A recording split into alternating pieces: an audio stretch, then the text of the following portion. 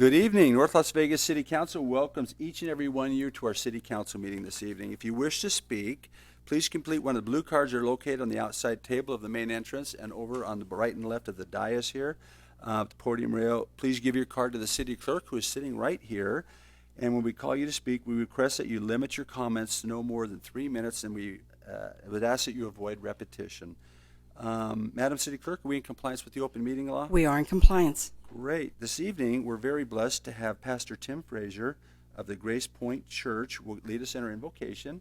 And behind him, we will have the Pledge of Allegiance given by Bryce Truzal of PAC 775 and his brother Blake Truzal of Troop 775. They're here working on some Scout merit badges and things, and we thought we'd involve them in our meeting. But please stand.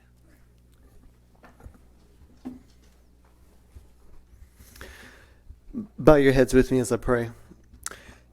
Father in heaven, we come before you tonight, and first let me say thank you on behalf of all who are here. Thank you for all the gifts and blessings that you give to us each and every day. Thank you for life that you give to us. Thank you for allowing us to live in such a great city. Father, it says in your scriptures that we are to obey the governing authorities that you have appointed over us. Father, for they promote peace and order and justice. Father, I pray for our mayor tonight and all of our city's officials and for this assembled council. Father, I ask that you would graciously grant them wisdom to govern this great city, that you would help them to be able to discern the needs of the people and confidence and give them confidence in what is good and fitting. And Father, I pray that you grant them the ability to work in harmony even when there is honest disagreement. Father, I pray for the agenda that is set before them tonight. Father, I pray that you would just give them a great deal of wisdom and discernment and grace for today and the days ahead of them. Father, please give us an assurance that what is said and done here tonight will bring glory and honor to you. We pray all these things in your Son's name. Amen.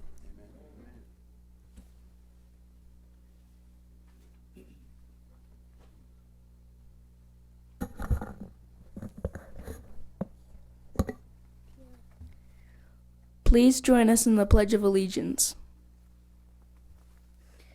I pledge allegiance to the flag of the United States of America and to the republic for which it stands, one nation, under God, indivisible, with liberty and justice for all. Thank you. Thank you, Scouts, and thank you, Pastor, for coming here and being our guest this evening. This is the time set aside for public comment on posted agenda items. When I call your name, please come to the podium and state your name and address for the record. We need you to limit your comments to 3 minutes. I see that I have Ms. Samuelson. Would you please like to come up? Good evening, Mayor and Council. My name is Mona Lisa Samuelson. As you all know, I am a medical marijuana patient living here in Las Vegas. And I wanted to thank you for pushing through the medical marijuana regulations and listening to the community. You'll see that I'm not here with my constituents tonight. A few of us couldn't make it. The cold weather really hurts a lot of us. But Ms. Cindy Brown and Mrs. Vicki Higgins would like to say thank you as well. I do want to remind you that this is not a one-shot deal. We are very much counting on the promises that were made by these dispensaries to become part of our community. We are going to hold them up to what they promised. So as you pass through, no, it's not a one-shot deal. People in your community are looking for them to follow through, and we're going to need your help as well. Because as we found out, these regulations that were pushed through were for mainly the good of business. And we need to look at the good of patients. We can do both. And so as you make a force in legislation this session, please remember that your community is going to need your help. You are our leaders, and we're here to back you. So please back us as we need to get these things settled to protect the medical patients. It's not a recreational situation, and there's a lot of education that we need to have happen between these dispensaries, not as a business situation where they're each trying to vie for everybody's industry hype. They need to know the truth and work together to help our community. So please help us, and when we come see you at legislation, know that we're here to back you. Please back us. And thank you so much for all your hard work. We really appreciate it. Thank you. Thank you, Ms. Samuelson. You've been a strident person continuing to monitor and help this industry, and I think it's going to be of value to a lot of people. At this time, we have a special recognition. Today, Council, Wednesday 7th, is Herb Brown Day. Herb is retiring, and so we thought it would be appropriate that we brought our constable in today. I know Chief Cronister, I've asked him to come up and help with the presentation, and he's got some other men in blue there that are dear friends of Herb's. And if Mr. Brown, if you'd bring your wife up for a minute, we'd love to recognize you.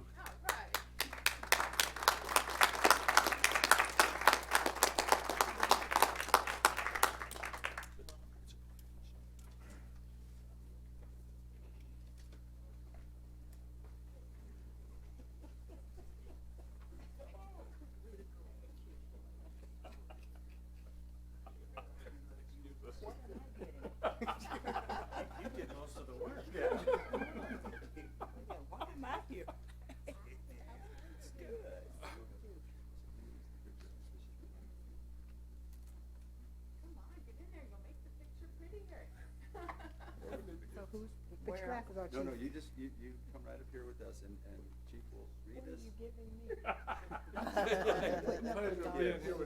That's right. Come on. You get it. I'm not. You want us on both sides of her? No. This is your day. First.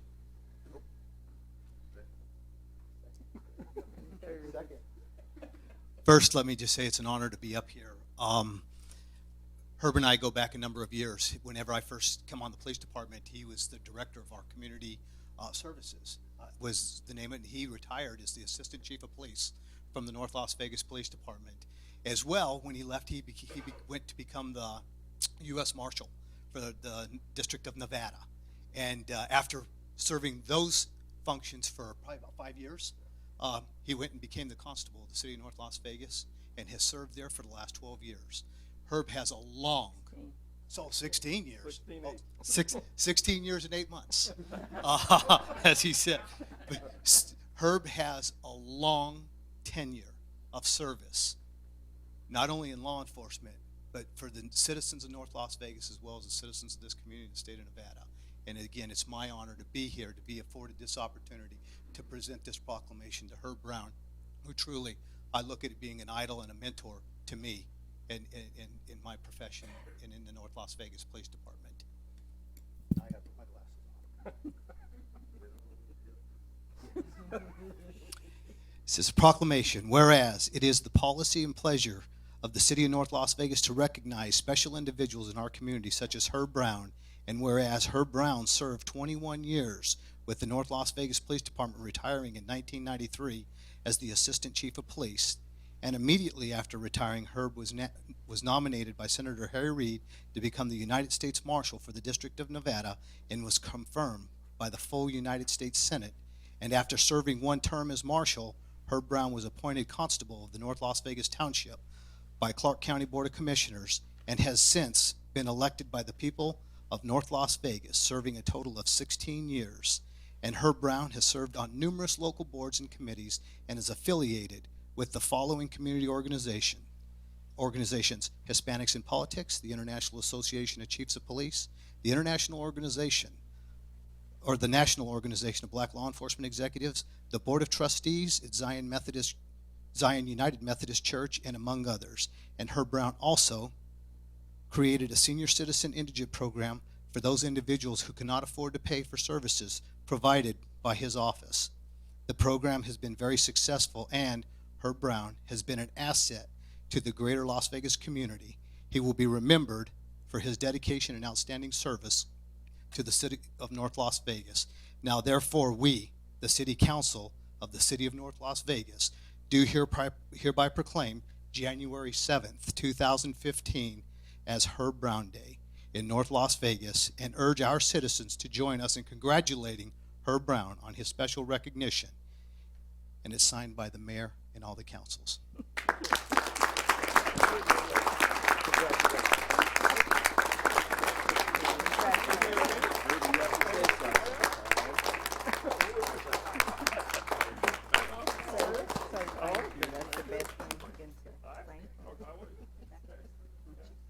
Congratulations to you. some. Herb, would you accept it? The honor? I've been proud, extremely proud, to have been a part of the city of North Las Vegas. I've lived in North Las Vegas for the last 50 years, so I've been married for 50 years. So when I tell people that, they say that's unheard of these days where people stay together that long. So we celebrated our 50 years August the 8th this year. So, but anyway, I'm very, very humbled by all of this attention tonight, and I will continue to live in North Las Vegas, even though my wife keeps trying to get me to move. But the mayor told me, he says, "Nope, don't let her move." So I'm gonna keep her here. So thank you all very much.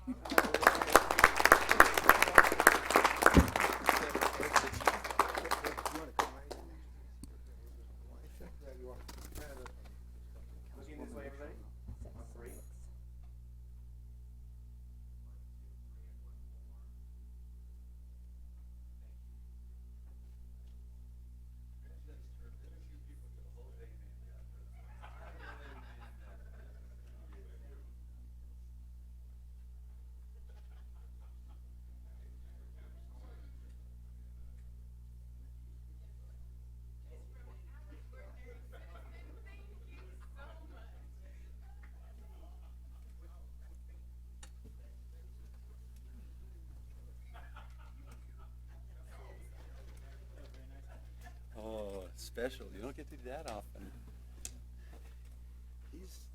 not even 50 yet. I can't even imagine that. Thank you very much. I'm going to still consider Herb available for information when I need it and help in certain areas, and he can locate people I can use in the future. So I recognize that he is still going to be one of our great citizens.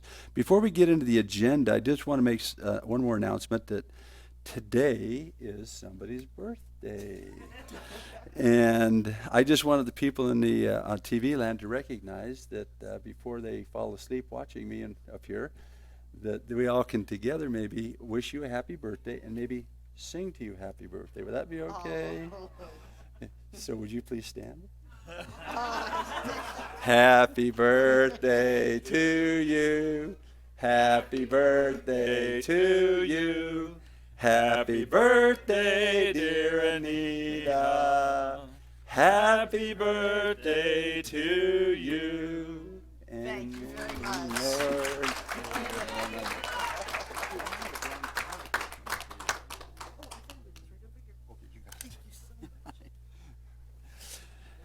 Thank you very much, Council. That's why we work here, we don't sing. Now we have the agenda. Dr. Liu? Madam Clerk. Approval of the regular City Council meeting agenda of January 7th, 2015 for possible action. Good evening, Mayor and Council. There are no changes to tonight's agenda. The recommendation is for approval. Thank you very much, Council. Any comments or questions on the approval of tonight's agenda? Move to approve. Please cast your vote.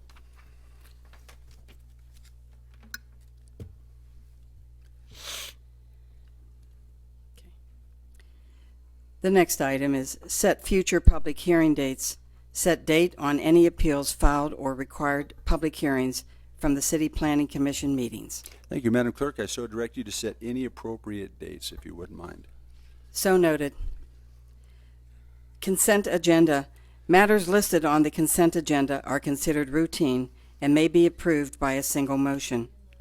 However, any consent item may be moved to the business portion of the agenda for discussion at the request of any council member. Mayor and Council, consent agenda consists of items 3 through 21. Staff has one correction to make on item number 18. The original amount of the contract was $490,374 instead of $485,374. Thank you very With much. that change, the recommendation is for approval as amended. Right. Council, any comments or questions on that consent agenda?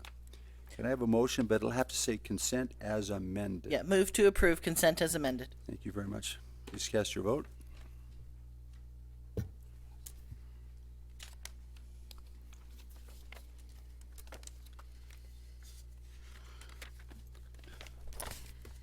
This will take us to the business portion of the meeting.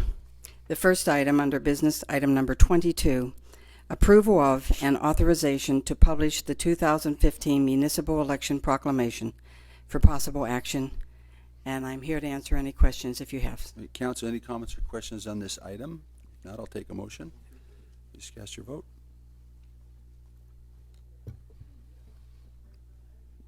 Motion's approved. Next item is presentation on the criteria for selecting early voting locations for the City of North Las Vegas municipal elections 2015. And I have a statement to read to you, if I may. Per NRS 293C.3561, the city clerk is required to give mayor and council a brief overview of the selection criteria used for determining early voting locations for our upcoming 2015 municipal elections. To the extent possible, early voting locations have been designated throughout the city so that residents of all communities have an opportunity to participate in the early voting program. While the standard radius for early voting locations is recommended to be 10 miles, the city has worked with the Clark County Election Department to establish an early voting map that shows a wide coverage within a 2-mile radius around each early voting site, and I've shared that with most of the council members. In these cost-conscientious days, early voting sites are chosen to ensure the efficient use of early voting personnel and equipment in the most cost-effective manner possible, while maintaining adequate coverage for all areas of the city. Opening and closing times may be staggered to take advantage of peak usage times, and early voting teams that set up and take down the voting equipment and allow the teams to support more than one location, resulting in more cost savings. Organizations and businesses that allow the city to use their facilities do so as a service to the community. Not all locations and businesses we have asked chose to participate in the program, therefore not all sites we wished to use were available as early voting locations. The facilities must physically be suited for early voting sites. Some key issues include parking, ADA accessibility, space within the facility, and communications. Many shopping centers that have stores without space for the voting equipment have been utilized by trailers in the parking lots. This has allowed us to go to many locations that we have previously could not have used. The facility or its providers must not be actively involved or perceived to be involved in current political activities targeting local voters. The early voting program was introduced to the voters in 1996. The program has been well received, and since 2000, more people in Clark County have voted before Election Day than on Election Day, through the combination of early voting being the main source and mail ballot voting. The program provides eligible voters an opportunity to cast their ballot at a time and place convenient for them. Many voters refer to their early voting site as their polling place. Just as Election Day voters are sensitive to changes in polling places, so too are early voters. Location history is an important consideration when selecting sites. In the hopes of increasing voter participation, we are introducing 2 new early voting sites this year that should be convenient for the voting public. Deer Springs Town Center, which is located in the area of North 5th and I-15. This site was used by the county during their 2014 elections. The second site is Civic Center Plaza, located at Lake Mead Boulevard and Civic Center Drive. This site will be utilized during the weekends of early voting to compensate for the loss of our old library location that we had utilized in past elections. In addition to Deer Springs Town Center and Civic Center Plaza, we will again use locations that were utilized for the first time during our 2013 municipal elections. Skyview Multi-Generational Center, the Lowe's parking lot on Losee and Craig Roads, the College of Southern Nevada of Cheyenne, and Neighborhood Recreation Center on Bruce. We're all successful early voting locations, and so our hope is that our voters will continue to think of these locations as their polling places. Early voting turnout history clearly indicates that voters prefer polling places to be situated at locations that they would gather at or shop, whether or not early voting was taking place. Historically, locations such as grocery stores and our recreation centers have yielded high numbers of early voters. This year, for the first time, we will include Alexander Library as one of our long-term early voting locations. We again this year will designate Silver Mesa Recreation Center as a long-term early voting site, along with City Hall. It is my hope that continuing to use these locations for 2 weeks each election instead of just 1 or 2 days will increase our voting numbers and will provide a convenient location for those who live in the area. Dependent upon the outcome of the primary election, if needed, Skyview Multi-Generational Center could be designated as a long-term early voting site for the general election. For our elections, early voting will begin Wednesday, March the 18th, 2015, for the primary election, and Wednesday, May the 13th, 2015, for the general election. Primary election day is Tuesday, April 7th, 2015, and general election day is Tuesday, June 2nd, 2015. And I am available to answer any questions you may have. Thank you. There's no vote on this item, Council, but there is some time for comment or questions. Do you have any? Seeing none, thank you very much. Item number 24. Next item is presentation and/or discussion of a comprehensive staffing plan that enhances warrant and law enforcement functions and improves security and operational efficiencies for the municipal court and police department for possible action. Mayor and Council, the presentation you're about to receive is the result of a collaborative effort among city staff from municipal court, police department, HR, legal, as well as city manager's office. And I'm very proud to present you this presentation. Chief Chronister will take the lead on the PowerPoint presentation. George Hofkin, Chief Chronister, and myself will be available to answer any questions you may have. Great. Chief, please. Mayor Pro Tem, and Council, I stand before you today to give a presentation that has been something that has been discussed for a number of years, and we believe right now that we're going to go forth with a proposal that we will bring before you that is one that will be beneficial to all of us in the city of North Las Vegas. On the first slide is the goals and objectives.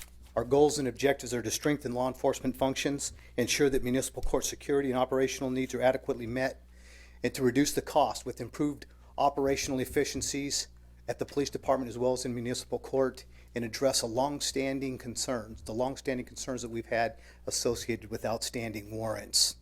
Currently, the Marshal program as it sits today works out of the North Las Vegas Municipal Court, and it goes Monday through Thursday from 7 o'clock in the morning to 5 o'clock in the afternoon. The staffing consists of 1 marshal lieutenant, 1 marshal sergeant. This says 11 marshals. Actually, one of the marshals retired about a week and a half to 2 weeks ago. So current staffing would be 10 marshals and then 2 part-time reserve marshals. The marshals currently provide the following services for municipal court. They provide court security and security for the courtrooms. They handle all court remands, handle all rebooks, and handle all walk-ins as they relate to taking care of any outstanding misdemeanor warrants that a person may have. As well, as you see, they also provide the security for us here in the city council chambers on council nights as well. Since the marshals are on a limited schedule as they are now, those hours that are outside of Monday through Thursday, 7 to 5, any persons that are stopped out in the field by whether it be Nevada Highway Patrol, Henderson Police Department, the Las Vegas Metropolitan Police Department, if they have a warrant out of the city of North Las Vegas, what they have to do is they have to call our department. First, they have to confirm the warrant. Once the warrant's confirmed, they then are transferred over to dispatch to see if we will come and pick the person up. Our watch commanders each and every day have to balance the staffing that they have along with the demands of the community and the calls for service. So they have to determine, do we have the availability to send an officer to actually go and arrest that person and take them and book them in the jail for that misdemeanor warrant. And I can tell you that more times than not, we do not have the available resources to do that. We also know that 2 times every day, 1 a.m. and 1 p.m., a bus comes from the Clark County Detention Center and drops off inmates, prisoners that are being remanded from Clark County Detention Center to the North Las Vegas Municipal Court at the City of Las Vegas. We have to, during the 1 p.m.s, Monday through Thursday, the marshals handle that. The 1 a.m.s and then Friday, Saturdays, and Sundays, we have to handle that with a patrol officer off the street. We don't have an option there. Sometimes they have to wait a little bit, but we have to go there because these individuals are absolutely at the jail waiting to be booked. What is being proposed? The program would take and move over to the police department, the marshals, and utilize bailiffs to provide the court security for the municipal court. The marshal program budget currently is about $2.1 million. The proposed bailiff program budget would be approximately $500,000 to provide 1 lead bailiff, 4 bailiffs, and 4 part-time scanner operators. What that does, those other 12 individuals that come over to the police department, what we will do with them is we will take and span a 6-day week, Monday through Saturday, and they will work with, obviously not all working at the same time, but we will have them staggered where we have coverage from 8 a.m. to 3 a.m. So those 1 a.m. drop-offs will always be handled by the marshals except for on Sundays. We don't have enough staff right now to take and cover a 7-day week. 6-day we feel very comfortable with because we still are going to be required to assist and provide coverage at the courts for people that are the judges remand or take into custody to take them over to the court and book them. So we will cover 6 days a week, 19 hours a day. As I said, right now, it's 4 days a week, 10 hours a day, and the bulk of their responsibility is, and rightfully so, is the security of the court. The police department would assume the marshal program with the existing full-time staff and budget, along with 6 court clerks who will come as well and help provide us, because we will have to be required to provide 24-hour a day, 7-day a week confirmation of any misdemeanor warrants. Currently, with the primary focus of this program, it will be to actually go out and proactively address this estimated 33,000 warrants that are currently active in the city of North Las Vegas right now. And the court averages issuing about 18,000 additional each year. So you can kind of see the number of warrants that we're dealing with here is fairly significant. We will handle also all walk-ins that come into the court. We'll handle all remands from the Clark County Detention Center as well as Henderson. We'll handle all internal North Las Vegas rebooks, and that we will also handle all pickups, again, from Nevada Highway Patrol, Henderson, Las Vegas Metropolitan Police Department, and any other law enforcement agency that comes across somebody that has a confirmed warrant for a misdemeanor out of North Las Vegas. Just to recap, this plan takes the marshal program as it currently exists today and brings it into the police department. In turn, it places bailiffs in the courtroom to provide the security for the court and the judges that we currently don't have. This affords us the opportunity to go out there and truly work in the community and address the backlog of warrants that we do have. And it will reduces also the number of times an officer has to be taken off the street to address these very issues today as well. It also affords us an opportunity to put into place a process that will help us, prepare for the future and address the backlog of warrants that we do have as they exist today. And I can tell you, and this is not a besmirchment at all of the current marshals. They work hard. They're just their priorities because of the nature of the court and the necessity to provide the security there. They're not afforded or haven't been afforded to go out and do a lot of these very things because of staffing levels, and they haven't been able to do that in probably the better part of, I'm going to estimate here, but I would imagine it's been more than 6 years that they've actually been out there and doing solely this type of activity. And the proposed implementation is a consensus on a phased implementation process. What that means is we know as new bailiffs are hired and come in, we know that existing marshals that are there today will have to train them. So we know there's going to be a transition phase that comes into play here, that the recruitment process for the bailiff would begin immediately here in January of 2015. Once it does go forward, we will be prepared to serve, and those warrants and act in the manner and fashion we believe is necessary for us here in North Las Vegas to address this growing problem.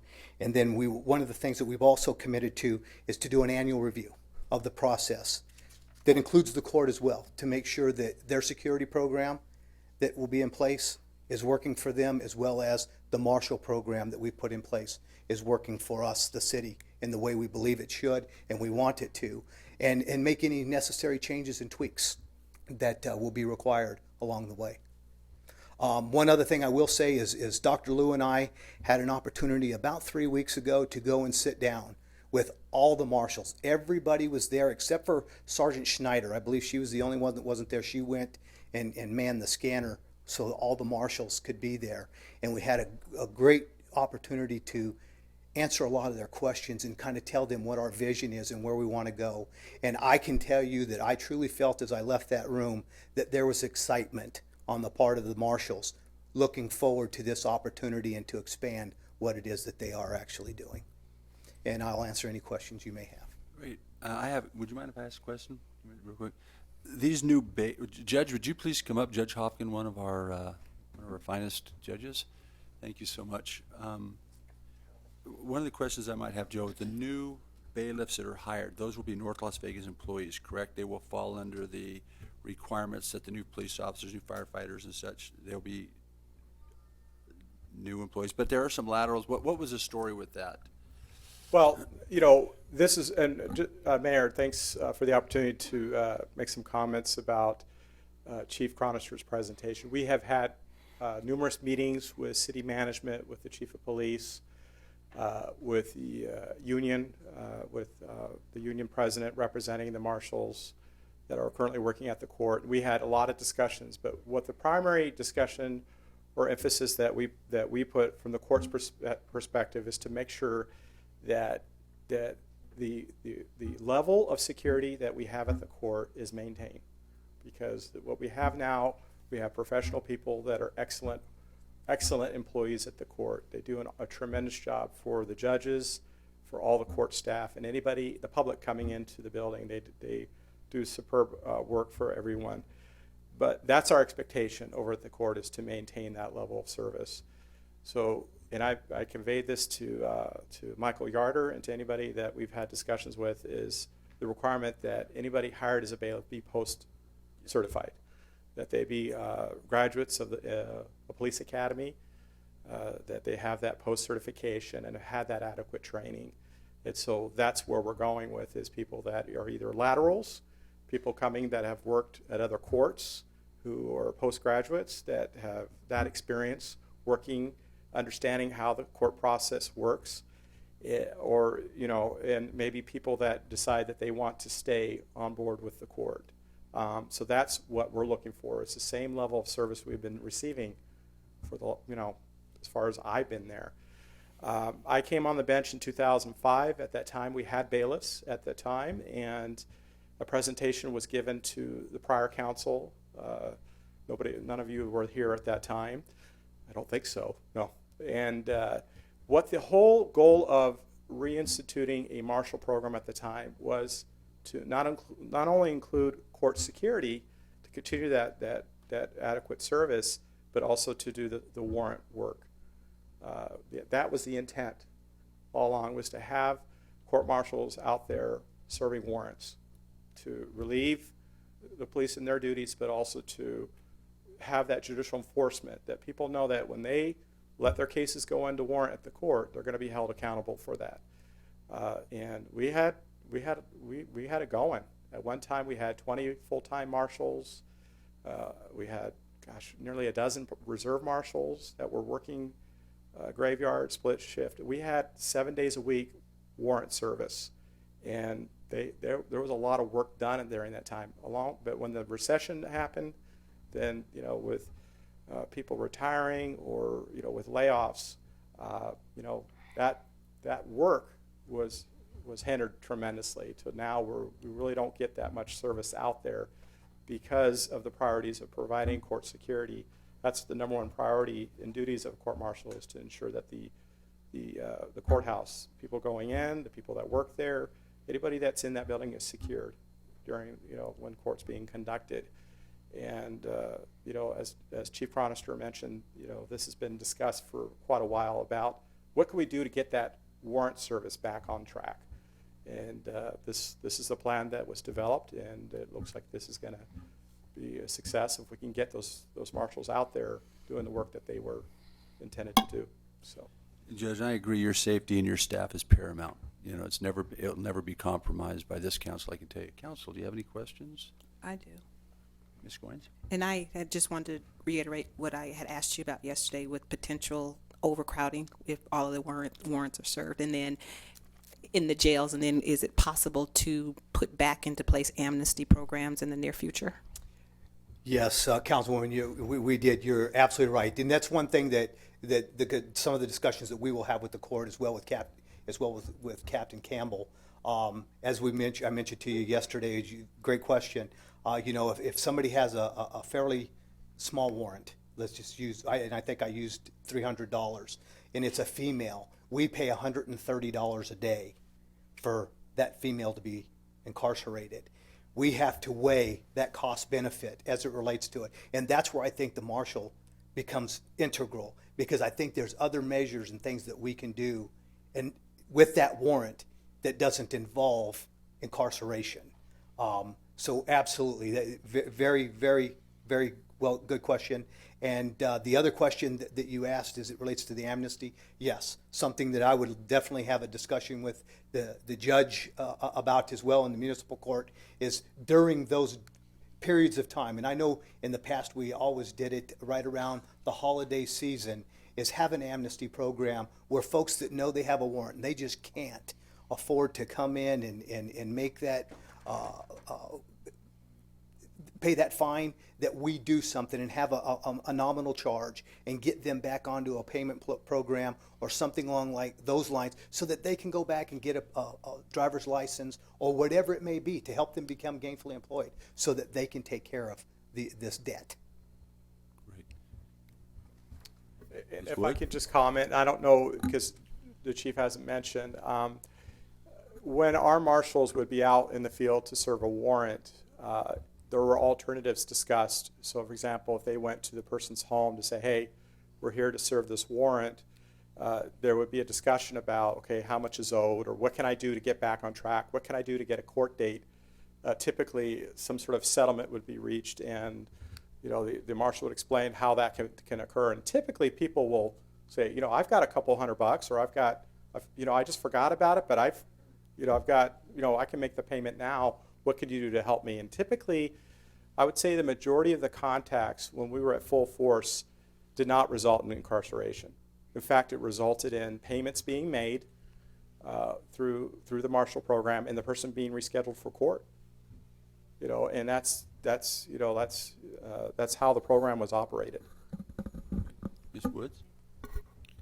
Well, I know, as you talked about times changing and the economic hardship that the city went through, I know that certainly balancing the budget for the court was one of the key issues that we were looking at. And I'm hoping that we can continue to keep that as a major priority and see if we can't do a little better at collections with this change. Is that part of the intent, I guess? Yes, Mayor Pro Tem, it absolutely is. Again, with an estimated 33,000 warrants, our intent was absolutely to reduce that backlog and try to get it to where it's manageable. We realize that we've got a long road ahead of us, but we're prepared. And I think that these men and women from the marshals are absolutely prepared to go out there and do everything they can to address that for certain. Thank you. Mr. Brown? Yeah, Chief, Judge, by the way, Happy New Year, Judge. Well, I, for one, who have had the pleasure and the opportunity to ride along with members of our police department, I understand they do a fantastic job. But when we say thin blue line, we couldn't describe what we have any closer than that. I think I would describe this, and you'd probably agree with me, that this is a force multiplier. When I went out with our version of Starsky and Hutch, we actually went through and booked some people, and I couldn't believe just how long that took. Even though, I mean, I know they were being as efficient as possible, but the mere fact that here in Ward 1 and Ward 2, I know our residents depend very heavily on our police force. I'm very happy to see that our different agencies here within our city have come together to quite frankly provide a whole new level of service, and I really applaud everyone's work in this. Thank you very much. Thank you very much. So we're going to vote on this, council, and the first thing when I get to work the next day, I sign everything that happened in this council. The clerk has there. So when we sign this tomorrow, Chief, when I sign this tomorrow and the vote of the council, you're effectively starting to notify for bailiffs, and we're starting the process. Is that correct? Yeah, Mayor and Council, actually, HR will take over from that point on. Basically, we are working with the union to finalize the job description, and also working with the IT and payroll, finalize the steps for the salary range. So the intent is to post the position as quickly as possible. It will be in this month, for sure. And that's good. That's what I want to hear. Well, I'd like to, before I go too much farther as counselor, if there's any more comments or questions, then I'd like to take a motion. Move to approve. Please cast your vote.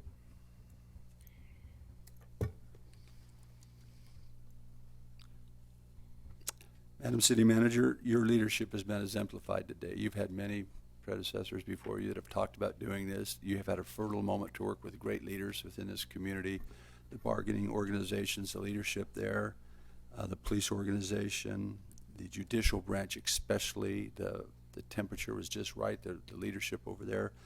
The city attorney's office, our city council. I want to applaud you. This was something that took everybody to make this happen, but it took a leader to do it. So congratulations on making this happen for the residents of North Las Vegas.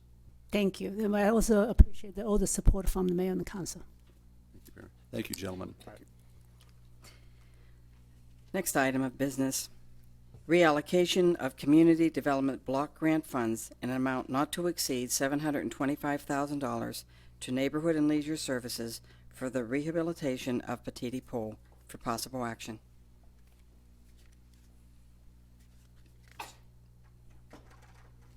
Thank you. Council, Director Donner, were you coming up or just available if there was questions? Yeah, staff recommendation is for approval. If you have any questions, we'll be ready to answer them. Okay. I have a couple people here that would like to speak on this issue, and I just want to make sure you were here. Mrs. Morello Cruz Garcia, if you'd please, or sir, I'm sorry, if you'd please come up and address the council, or France Mormon, if you would be prepared, and Donna Jaskowski. You three have asked to speak to the council. This would be your moment. If you'd limit your comments to 3 minutes, we'd appreciate it. And state your name for the record so we know who you are. My name is Mauricio Cruz. Okay. And did you have something you wanted to say to the council tonight, or did you just want to say that you approved of this? Yes, I approved because that one I'm in front of the pool. Oh. The thing is that I have a soccer team. The children's is I need the pool because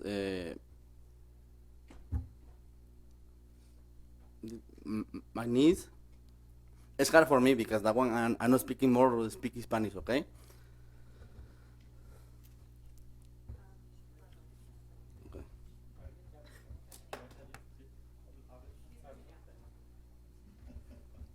Thank you, Captain Perez. Your talents are needed. Thank you. fíjese que le digo que nosotros ocupamos la alberca porque, ¿cómo le diré? Hay 3 años que no la han usado para nada y es justo. You want to hear him as well? Okay. Puedes hablar hacia el micrófono y yo explico lo que tienes que decir.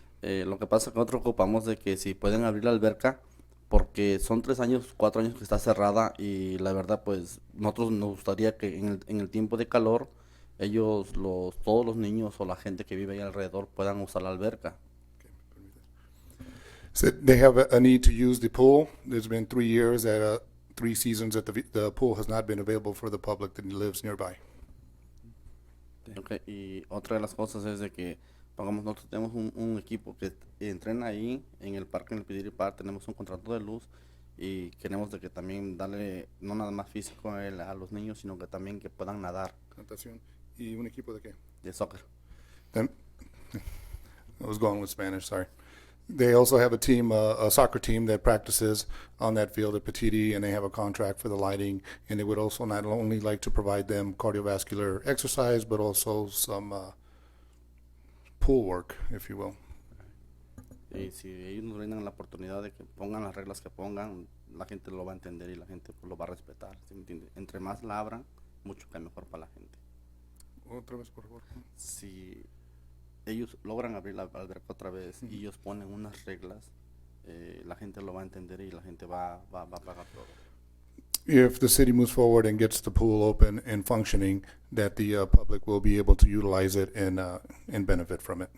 Thank you very much. Thank you, Mr. Perez, Captain Perez. You might be needed again, Captain. I'm not sure. I've got a France Mormon or Deanna Jakowski. Oh, here we go. Okay. Good evening, Mayor and all the council. My name is Franz Mormon, and I live at 2417 Raymond Avenue, North Las Vegas.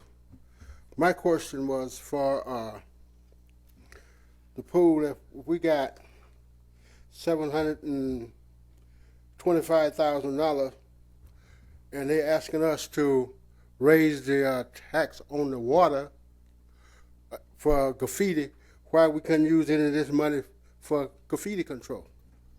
Good question. This is capital improvement money, but we have the city manager who could help with that. Yeah, actually, this is funding from CDBG, which is federal grant for us to use within the eligible area, so it cannot be used to subsidize water funds.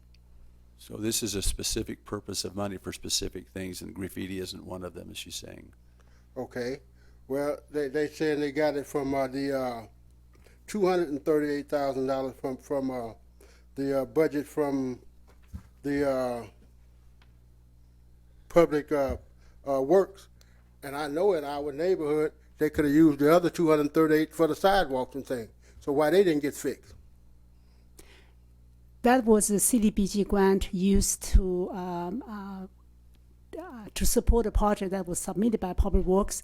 Because the council priority, we program that money for the pool rehab project. Again, the project funding comes from CDBG. So we'll put that on the list. Okay, and one more question I have.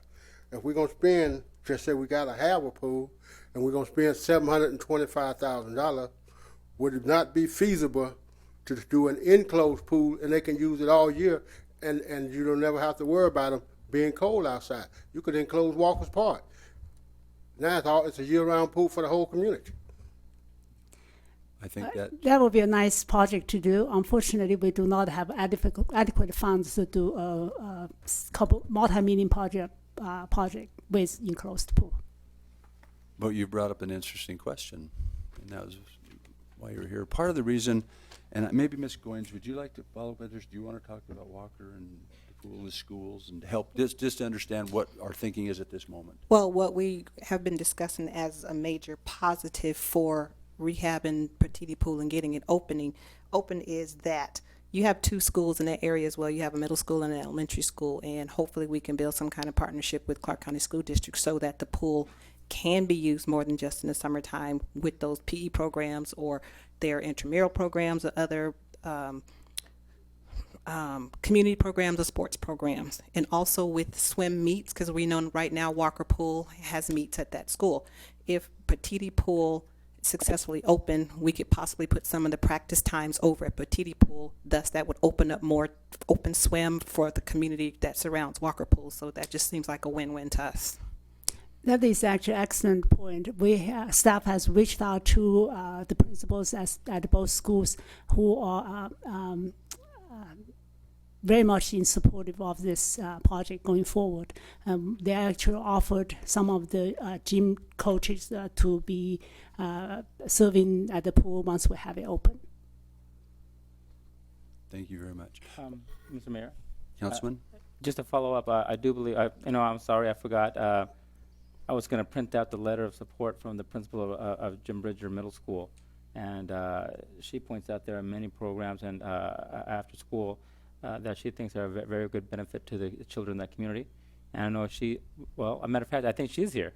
I was supposed to give her a call, but, well, here she is after all. I'm going to shut up. Mr. Mormon, our goal is to make sure that when people pay taxes, they get services. They get a library system that will be open full-time, that their children will have somewhere to go in the summertime, that we have opportunities for children to learn how to swim, because later on in life, if they don't learn how to swim, Mr. Greg Blackburn sits on a coalition. We have a lot of children who fall in the pools and don't know how to swim. We also see it as something that the community has asked us to do, and therefore, we take their money and listen to them, and we do it for them. But you have brought up a couple interesting questions, and we could put those in future on the list. And we have meetings that we talk about these things that are available to do with money. We'd like to invite you to maybe come to those meetings. And Okay, well, Yes, ma'am. all I was, trying to make it feasible for everybody instead of just one small area. Yeah. Because all of us do the same thing. All of us pay taxes. Yeah. Yes, sir. And Mayor Pro Tem. And just so you understand, sir, the Community Development Block Grant Program is just that. It is a grant program where we receive grant funds from the federal government, and these funds are to be used in our redevelopment area. So we're limited as to where we can use them. We're also very limited as to how we can use them. There are two types of money that we get. One is money that we allot, and through our Citizens Advisory Committee, which makes recommendations to the council for nonprofits and for various programs. And so this money is allocated to these nonprofits for services that they provide to residents in the redevelopment area of North Las Vegas. The other stack of money falls under what Dr. Liu was talking about, which is capital improvements. And it is for major construction projects in the redevelopment area designed for use by low income residents. And so this is one where this pool was ultimately shut down because of the Southern Nevada Health District and a drain issue that we have where they were concerned about the safety of the pool. And so for the safety of the children, we were forced to close down the pool. But we realize that the kids in that area are missing out on a great experience during the summer, and we want to make sure that they have that availability.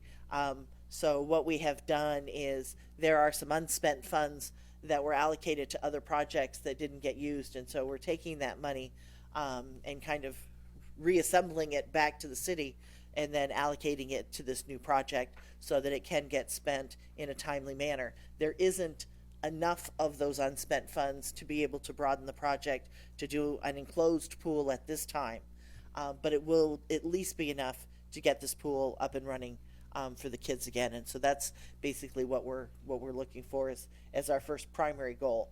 That's not to say that we cannot take some of your suggestions and make them as future goals, but we're basing them right now on the allocation of funds that we have today. Thank you, Mayor Pro Tem. Mrs. Jaskowski? Hi, good evening, Mr. Mayor and Council. My name is Dr. Gianna Jaskolski, and I am so very proud to be the principal at Bridger Middle School. I've been the principal for 7 years. I was the assistant principal for 2.5 years prior to that, so I'm so proud to have been there for almost a decade now. And I've seen our students in utilizing the pool. during the school year as well as over the summer. And I've also seen the devastation of our students during the school year and during the summer when they were not able to use the pool and the pool being closed due to the drainage issue. There are 4 schools in that area, and at Bridger Middle School in and of itself, we have about 1,500 students. And those students would be able to use the pool during our PE classes. Our physical education department is a highly respected physical education department here in the Clark County School District, where 2 of our teachers have been at Bridger over 20 years. And have seen extremely large benefits, so much so that they go and get their lifeguard certification because it's so important to them as part of the PE curriculum that our students have the opportunity to learn how to swim and how important that is for their physical well-being as well as their emotional health at school.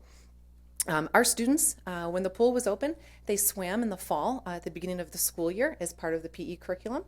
And then when it became warm enough at the end of the school year in the second semester, they swam then as well. They missed the pool so much during the summertime that unfortunately they would sneak in through any holes in the gates and things of that nature into the pool. It was extremely unsafe, and we were very scared for that. But that just goes to show you how much that our community and our neighborhood and our kiddos really wanted to swim and really wanted to be a part of that. About 86% of our students qualify for free and reduced lunch. They are definitely students that are in need. When you take a look at the surrounding neighborhood of Bridger Middle School, there are many opportunities for recreation for them.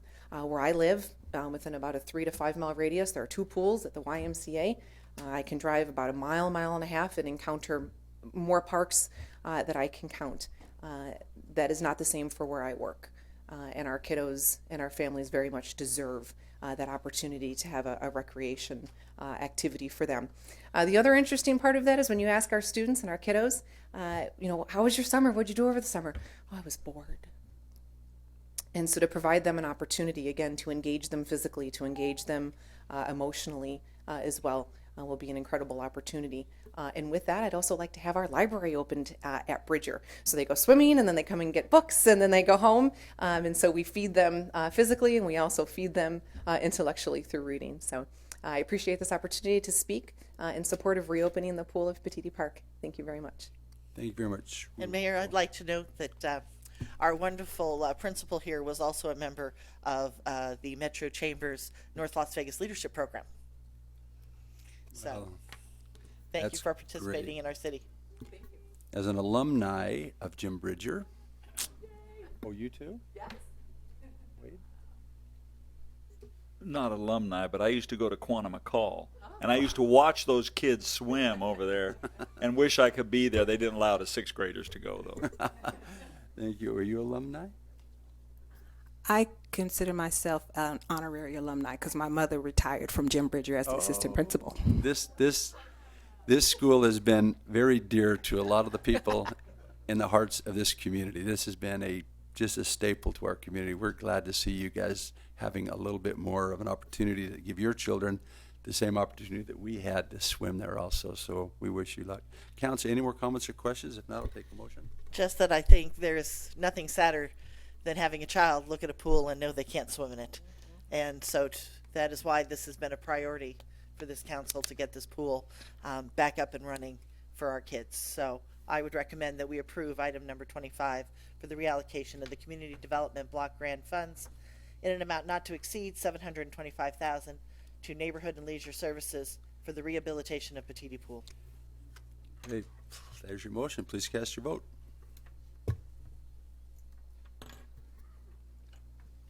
Item passes. You know, this is just off the record, but we're on the record. You ever see those children that go to the top of a high dive and then they take 20 minutes to dive off of it? That pool scared more people with that high dive. I don't know if you all remember your first jump off a high dive, but boy, I do. If you'll allow me. Anyway. I think Ms. Pam Abdoyan will be very, very pleased. Yeah, she literally cried when we had to drain it. So, yeah, thank you. Thank you very much. Thank you, Principal. We appreciate you. Item 26.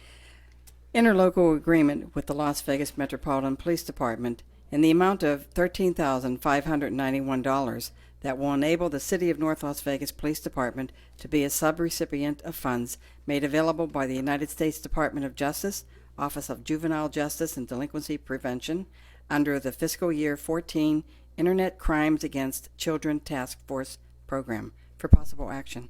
All right. Council, any comments or questions on this item? Seeing Move none, to approve. Take a motion. Please cast your vote. Motion passes. Special Improvement District Number 60, Aliante, apportionment report number 58, based upon the subdivision of land into numerous parcels, necessitating the apportionment of the assessment on which an improved district is levied for possible action. Council, any comments or questions on this item? Not, I'll take a motion. Move to approve. Please cast your vote.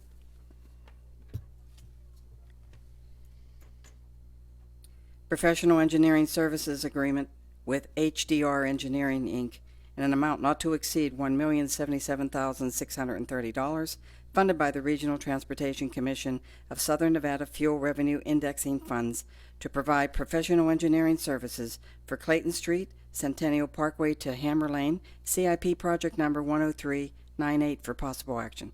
Council, any comments or questions on this item? If not, I'll take a motion. Move to approve. Please cast your vote. Motion's approved. Bid number 1455 and construction contract with West Coast Contractors of Nevada, Inc. in the amount of $4,239,353, funded by the Clark County Regional Flood Control District Fund for Brooks Channel Flood Control Project, CIP project number 10268 for possible action. Council, any comments or questions on this item? If not, I'll take a motion. Move to approve. Please cast your vote.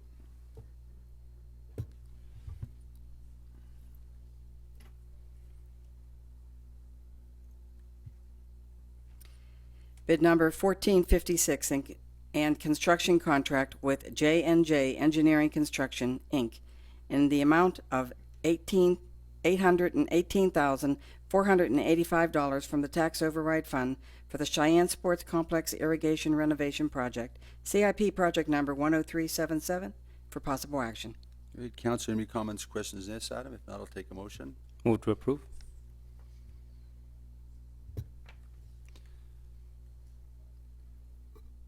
Madam City Attorney, I understood there was some money on another contract that was owed by this company, but you are handling that right now, is that correct? Yes, Mayor, they actually sent confirmation that any outstanding payments were submitted. So if we don't receive them today, they should be in the mail tomorrow, but we have confirmation of that. Oh, thank you very much. And thank you, Mr. Duvall, for all your efforts in working on this issue. Item 31. Bid number 1458 and security services agreement with Cypress Private Security NV LLC in an amount not to exceed $365,052.91 annually for a 3-year period with an option to renew for 2 additional 1-year periods for citywide security services at various locations, including the City Hall facility, for possible action. Great. Council, this is the security firm that actually works within our facility here, and they're actually seem like part of our family. We get along well with them. They went out, as we do, to bid things properly to do our responsibilities. But I think before we vote on this, I'd like to say I think they do a fine job. I think they're wonderful people. They're very pleasant. I like their attitude. And I'm glad in my heart that they stay with our family. Now, do you have anything you'd like to offer? But other than that, I think this is a good choice. Mayor, I know just today it was very unfortunate that we heard in France, of course, there was an attack on not a public facility, but definitely a private one. And I, for one, I feel perfectly safe with the security services that we have. As a matter of fact, I shouldn't say this, but I accidentally hit a panic button on the 9th floor. I thought I was letting one of our friends into the door, into our area there, and I accidentally hit a panic button, and I had no idea when the security services up. They were there within a minute. They wanted to know why the heck Councilman Brown had hit the security button there. Although it's I can laugh about it now. I know if we had any sort of an issue, I have all the. I think I have a lot of faith that these men and women who protect us There'll be Johnny on the spot, and I think we'll be well protected. Thank you. Let me might add, we have a congressional office in this facility also, and they're protecting our congressman. I know that we have congressional leadership that comes to Washington and visits here time to time, kind of discreetly, and they do a great job of moving these people in and out without any obstruction to their work and the community doing business here. So I'm supportive. I'll take a motion. Move to approve. Please cast your vote.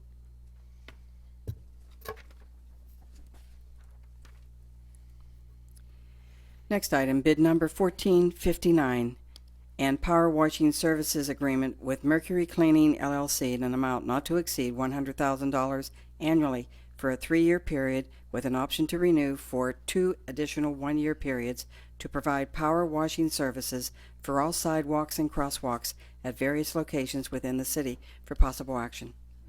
Council, any comments or questions on this item? Not, I'll take a motion. Move to approve.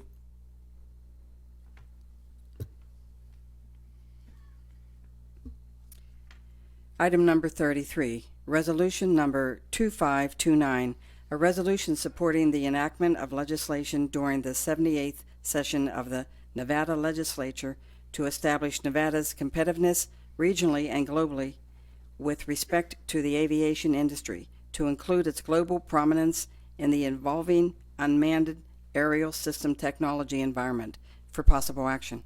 Thank you. We have Mr. Tom Wilskowski from the governor's office, who's actually flown down here from Carson City, and one of our dear friends, Susan Fisher, who does a lot of work with the city. And we would like to maybe get a small idea of what you're asking the legislature to do and how you need the local government support. Thank you, Mayor Lee. For the record, my name is Tom Wilczek, and I work for the Governor's Office of Economic Development. Is that good, ma'am? I work for the Governor's Office of Economic Development as the Defense and Aerospace Industry Representative. My name is Susan Fisher. I'm Vice President of Government Affairs Group with McDonald Corona Wilson here in Las Vegas. And again, first of all, I want to thank city leadership for placing this resolution before the council today. And then also to secondly thank the council for your time and patience in hearing about this and for considering it for passage today. So thank you very much for that. Just by way of background, what we're going to do is I'm going to, as the industry rep for defense and aerospace, give you a background, kind of a primer on what this means and how significant it is for the state and for the region and for the city. And then Ms. Fisher will provide some level of detail. And if you don't mind, for the clerk's purposes, I'll bounce between what you have up there as well as between the resolution itself. Would that be acceptable? Okay, thank you. I actually find that the resolution before you, 2529, does an excellent job of basically providing you some background. So I'd ask that you refer to that before you in your packet today. If you'll go down probably about the third or fourth whereas, where in terms of background, I'll let you know in 2011, Nevada was in the midst of the economic downturn. The governor's office, Governor Sandoval, as well as Secretary of State Miller, basically joined forces and funded a report and contracted with the Brookings Institute. As you know, the Brookings Institute is a highly regarded institution, which basically has a expertise in this level, along with SRI, SRI being a Stanford institution as well. And the question placed before the Brookings Institute was, what can Nevada do to increase in our economic base and to diversify? The Brookings Institute went forth, took about 9 to 10 months, and did an extensive and exhaustive analyses of Nevada's strengths and weaknesses.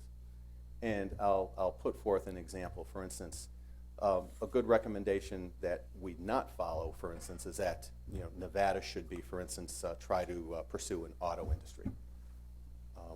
There are many states that have already planted a stake, in that fertile ground. And that would not be, and that would not play to Nevada's strengths in terms of trying to bring our economy up and actually do job creation. So, and when the report was issued, it identified 7 focus areas, 7 industry sets, if you will. Aerospace and defense being one of those industry sets. And I will let you know that specific within that report, there were 2 specific subsets that were called out by name by the Brookings Institute. This resolution 2529 basically addresses both of those. The first industry set was unmanned aerial vehicles, or UAVs. Nevada has been and continues to be uniquely positioned as a leader in this industry. The other subset within defense and aerospace that was called out by the report was an acronym that says MROs. MROs is known in aerospace as maintenance, repair, and overhaul. And allow me to provide a little bit of background on why that's significant especially for this region. Nevada sees a large amount of traffic from corporate and business aviation. You know, think of what you see maybe landing at McCarran, North Las Vegas. These would be the jets that you would think of as Falcon jets, Challengers, Gulfstreams, you know, large, you know, anywhere from 5 to 25 passenger corporate jets. The the National Business Aviation Association, NBAA, annually, actually semi-annually, holds their convention in Las Vegas. Their reports in the last 2 years have identified a substantial growth in that industry set. Maintenance, repair, and overhaul organizations think of as the local garage. You have a corporate jet, it routinely travels across the United States, but yet you're required and you want to have received scheduled service. MROs provide that valuable service. The difference between unmanned aerial vehicles and the fact that from that industry, Nevada already had a leadership role.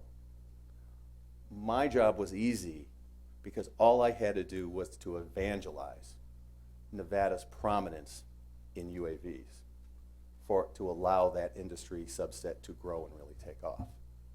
Conversely, the MRO industry, maintenance, repair, and overhaul for corporate aviation, Nevada is at a distinct disadvantage. That disadvantage exists because most all other states, including the states that border on our state boundaries,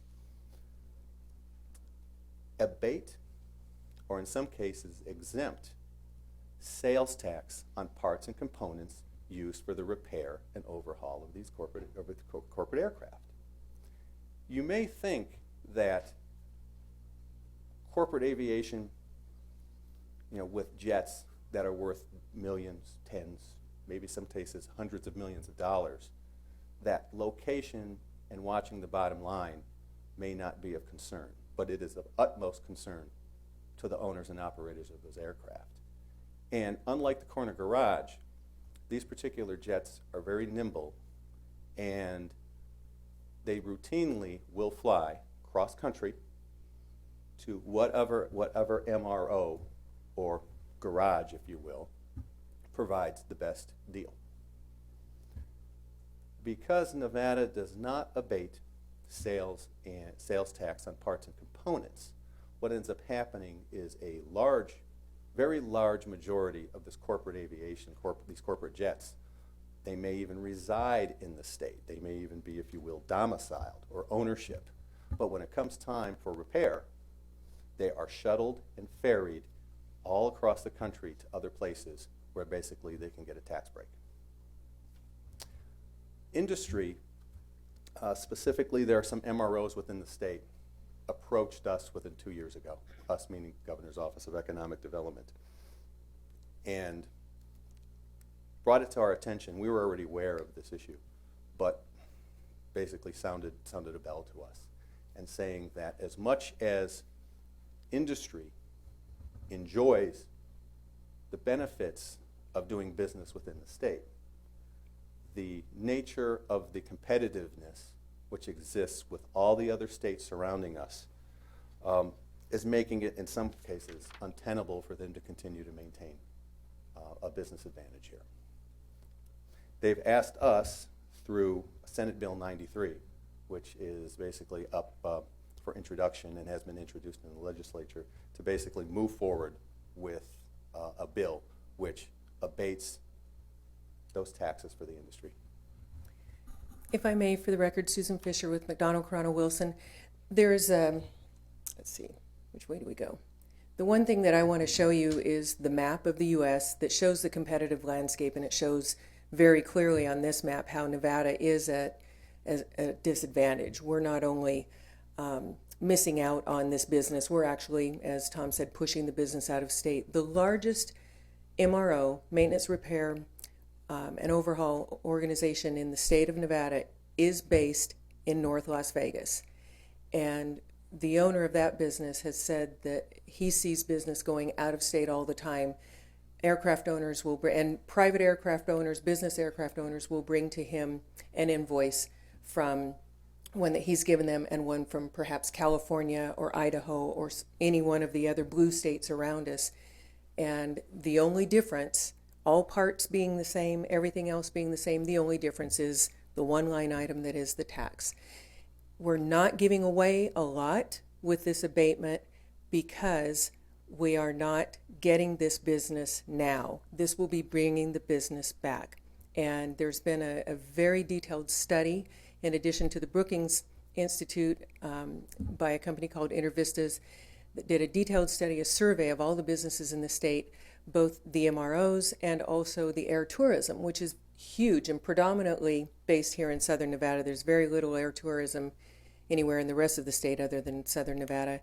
And they too said they will expand. They will bring the MRO business back here. The air tourism operators want to have their shops here. They have them out of state because of that. And we have a wonderful built-in workforce with the with Nellis and with Creech right here. When these folks retire, they're already trained to go and do the work that we need them to do. So we urge you to support this resolution. Thank you. Thank you very much. Council, any questions? If you wouldn't mind, let me just take a second on this. You know, we were fortunate enough to have the congressional team work so hard. There were 6 locations in the United States that were approved, and we were moving along fast tracking this, and all of a sudden medical marijuana came in and just pushed all that discussion out of the way. This is something that has to continue. But the interesting thing is the drone industry, I call it the drone, but it's UAV industry, when maxed out or when fully functional, there'll be 15,000 people working it. That's almost equal to mining, you know. And you talk about how does it compare to mining? And one of the aerial specialists, people put it all together and get everything ready. They make 80,000 a year. The drone pilots make 110,000 a year. Those are great jobs right there. The state put away $1 million to start a nonprofit for this to help get this coming here, with a $4 million contingency fund if we can really start getting it moving. Now we need to get some kind of luminary who can point to Nevada and say, that's where this is going. We want the manufacturing in North Las Vegas. We see this as a very good tool that could go out to our Apex area out there. But I can honestly tell you, as much as we want to think that we're on the cutting edges, Reno is farther along than we are by a long shot. They're doing a lot more stuff up there. We applaud Reno for what they're doing up there. But this is good for all Nevada. I wish you a lot of luck on this. And if somebody from the city council needs to come up and sit with you at the table someday and make this announcement that North Las Vegas is willing to do this, we will send up somebody, because our airport is the #2 busiest airport in Nevada, bigger than Reagan National and some of the others. So we're excited. We could be very excited if you can get this passed. Council, any other questions? Yeah, Mayor, also I'd like to point out, you know, for North Las Vegas, you know, when it comes to the prep schools, you know, North Las Vegas is also well positioned. Rancho High School, of course, we have our aviation management program. So many of our graduates from our management program, and we basically own Embry-Riddle University. It should be called Rancho High School Senior South. Okay, this would be a fantastic opportunity for the young men and women from our community to be able to find a nice fast track. And I applaud all your efforts, and I know I will. I know I stand ready to help in any way I possibly can. Thank you, Mayor. Thank you. Very, very good. Council, any more comments or questions on this item? If none, the chair will take a motion. Move to approve.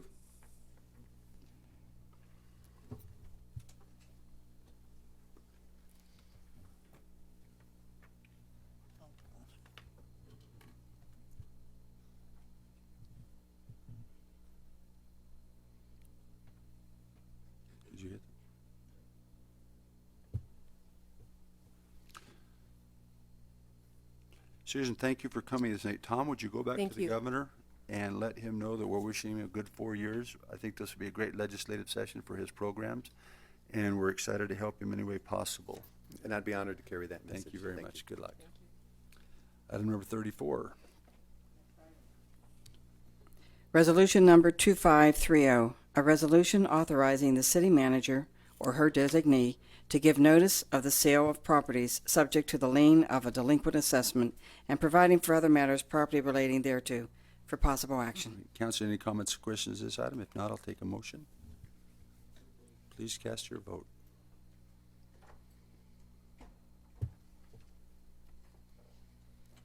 Item's approved. Next item, ordinance introduction only. There is no public comment for these items and no action will be taken by the council at this meeting. If you wish to speak on any of these items, please attend the meeting where the final action will be determined and submit a blue card to the clerk. Ordinance number 2698, an ordinance related to zoning amending section 010 of chapter 16 of title 17 of the City of North Las Vegas Municipal Code by reclassifying approximately 0.25 plus minus acres therein from a PUD Planned Unit Development District to a PUD PID Planned Unit Development District PID Planned Infill Development District ZN 1614 Tim C. Ayala for property located at the southeast corner of Civic Center Drive and Perlater Avenue and providing for other matters properly relating thereto. Set final action for January 21st, 2015. Ordinance for final action. Ordinance number 2697, an ordinance of the City Council of North Las Vegas, Nevada, to amend Chapter 13.04.020 of the North Las Vegas Municipal Code to incorporate changes in the utility bill format and billing as recommended by the Utility Advisory Board and providing for other matters properly related thereto for possible action. Council, any comments or questions on this item? If not, I'll take a motion. Move to approve. Please cast your vote.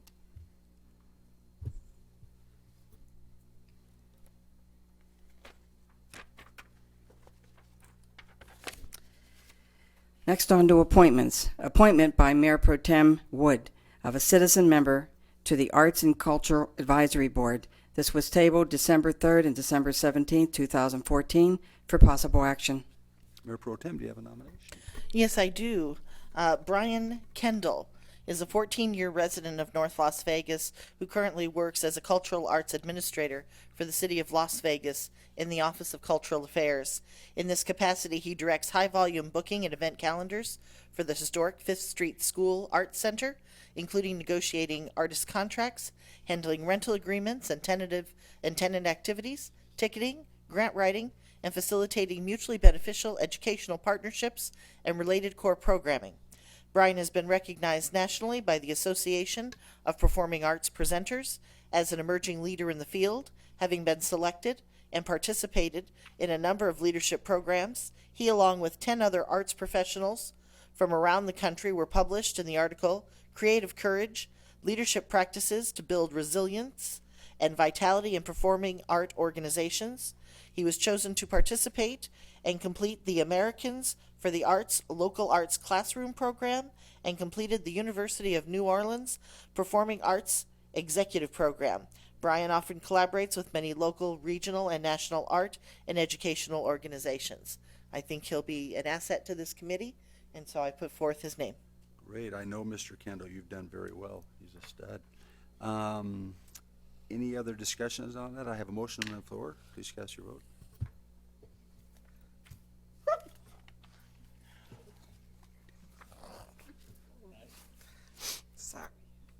The next item is appointment by Councilman Wagner of a citizen member to the Arts and Cultural Advisory Board. This item tabled December 3rd and 17th, 2014, and this is for possible action. Councilman Wagner, do you have a nomination? Yes, with a little help from our Economic Development Director, I would like to appoint Joseph Stamis, who is the owner and operator for Jerry's Nugget, to this board. It's great to have high-profile members of our community want to serve, so that's my nomination.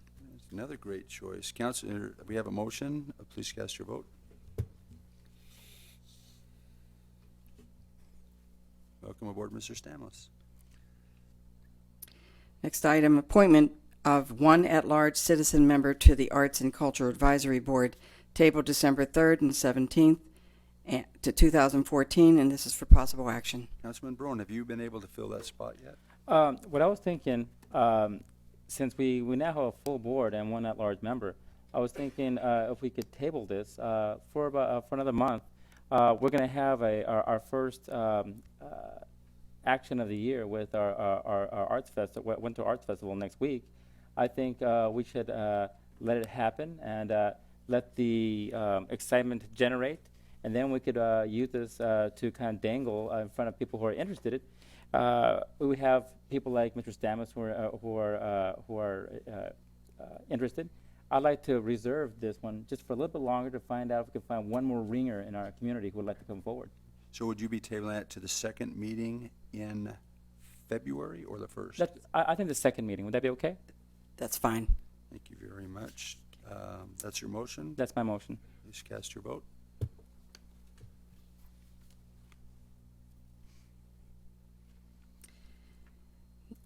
Next item, appointment of a city council representative to the Clark County School District Local Oversight Panel for a 2-year term ending December 31st, 2016, for possible action. Ms. Pam Goins, our city councilwoman, has served on that board, and she's eligible for reappointment. I've asked her if she would continue to serve the city in that board, and she said she would love to be reappointed. Is that true, Ms. Goins? Yes, Mayor. Thank you very much for your service in that area. We'll call that a motion by Ms. Goins for herself. Please cast your vote. Well, it doesn't matter. I'll do it. Make my own motion. We appreciate your service, though. And then you voted against her? Are you voting me down?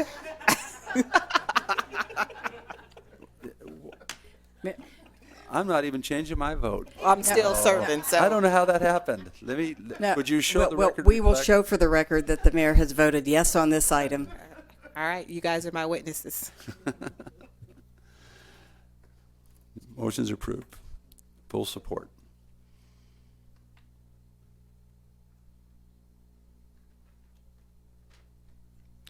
City managers report. Again, I thank you all for a very productive council meeting tonight. I just have a very quick announcement. I'd like to invite people in the audience as well as those who are watching online to our State of the City that is scheduled for January 27th. You can get on the website to register. So we'd love to see those folks at the event. Thank you. Thank you very much. Is that the final of your report? Yes. Okay, thank you. Council, this is your item, your time on the agenda. Of any items in your district or things you'd like to discuss? Madam Pro Tem? I would just like to really say thank you to all of our staff for all that they've done over the holidays. I think we have been very blessed. I know the police department and Shop with a Cop. I know the fire department's been involved with filling up the fire truck. I know internally here we've done gathering toys, and I believe those were going to, was it Boys and Girls Club? So I really want to thank staff and their efforts, because I think they've done a lot to make sure that a lot of North Las Vegas kids had a very special holiday this season. Any other discussion? I don't know if I mentioned it, but for anyone who's watching, I guess, and for people in the crowd, I'd like to invite them to the first annual winter art show. That'll be right here in the Stone Soup Gallery, which is basically our foyer. Not this Friday, but next Friday. Just like the flyer says, there'll be music. I have a blues group will be coming in to play. There'll be some food and lots of great art. I really like to see you there. Thank you very much. Thank you very much. Seeing no other discussion, this is a time set aside for public comment. If you have would like to address the council, this would be the time. Thank you very much, Madam Assistant Clerk. Ms. Samuelson, would you like to come back up? And then Gary, you will follow her. Good evening. It's always at the end that I get a little tired, so I hope that I don't forget anything. But I always want to tell you thank you. Every time I come to one of these council meetings, I'm reminded of how hard you work. And the smarts that goes behind it. I'm really impressed once again, Isaac. Every time we see your thinking and how you can utilize that to draw people in and engage your community, that was a brilliant idea you had about the hanging on to the position and making that well known. Once again, that's just another smart idea. You do these things all the time. Let me just mention the first, little one I caught tonight. Okay, also, I just want to thank all of you for your hard work. I loved the presentation about the voting, the new voting sites and the 2 new polling sites. I didn't have a chance to get up and say anything about that. But that is a great idea. We need that so bad. Thank you for proposing that. That was a great presentation. I also wanted to mention, now I understood, and I want to make this very clear. It sounded to me like when you were moving the marshals, you were going to be hiring bailiffs to do what they do around here in a way. And they were getting paid far less than what those marshals were getting, of course. So I think that speaks to the really good security that you do get from Cypress. I think that those people are wonderful people. They do make us feel safe, so you can move the marshals and still have your safety. So I just wanted to point that up. We've always been so safe, and we always feel so engaged in a nice way. You hear so many horror stories about the police and how you're engaged in a rotten way. I've never seen it here. Thank you so much for that. All right. Thank you. I hope to see you in the next one. Thank you. Have a good evening. Mr. Bouchard?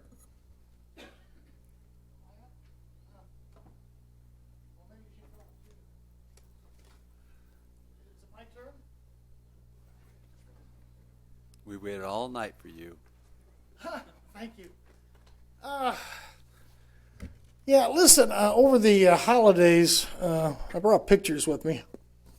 Is there a camera above here or what? How's that work? Oh, place documents here. And I know the chief of police is here, so if he wants to come up there and add to this, I'm willing to listen to him. I found out this is a normal thing in North Las Vegas. Every Christmas, we take 3 extra police cars that are not being used for anything and use them as decoys.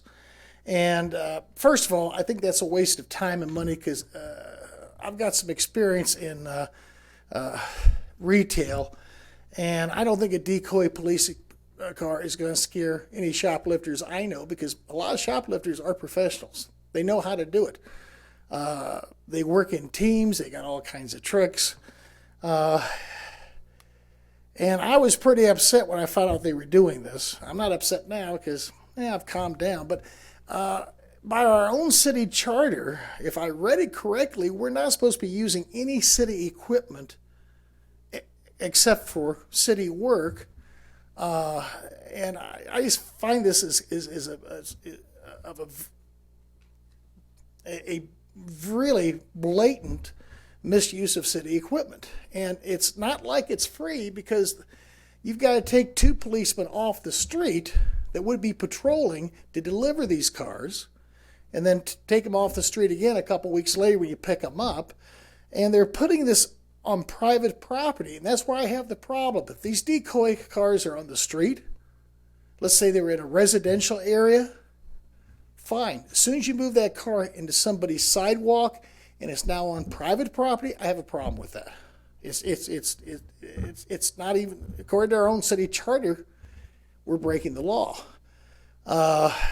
And keep in mind, we're doing this for people like Walmart. And for those who don't know who Walmart is, they're like a multi-billion-dollar corporation. And the reason they're having so much shrinkage in their stores is, number one, they understaff. Number 2, they don't want to pay to hire in-store security, but they want me as a taxpayer to help out, and I have a problem with that. So that's about all I have to say. I finished ahead of time. No, Gary, honestly, that's very good. The city attorney might be able to address that with you a little bit later. I'm not cognizant, but I do tell you, decoy highway patrol cars work. So I don't know. But they're not put on private property now. No, I'm just saying, but I don't know. I think they must think they work, but we'll have the city attorney look into that if that's an issue that's bothering you that much. Thank you very much. Okay. Does the chief have anything to say? Or? Well, this is the time for you to talk. And it's time for me to talk. Well, it's 3 minutes now. Thank you. This meeting is adjourned. Thank Okay. you, staff. Thank you.